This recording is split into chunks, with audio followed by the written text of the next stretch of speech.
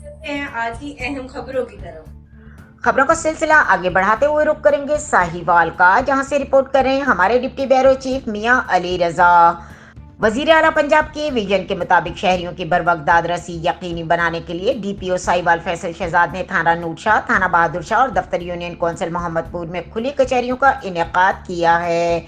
खुली कचहरी में 25 से जायद शहरियों ने मुख्तलिफ नौयत की शिकायत और मसाइल से डीपीओ साहिवाल फैसल शहजाद को तफसीलन आगाह किया, जिनके हल के लिए उन्होंने मौके पर अहकामात जारी किए। इस मौके पर उन्होंने मुतल्लका पुलिस अफसरान को हिदायत की है कि खुली कचहरी में पेश होने वाले साइलिन की शिकायत को तेजी से मेरिट पर हल किया जाए और इनकी दाद रसी यकीनी बनाई जाए।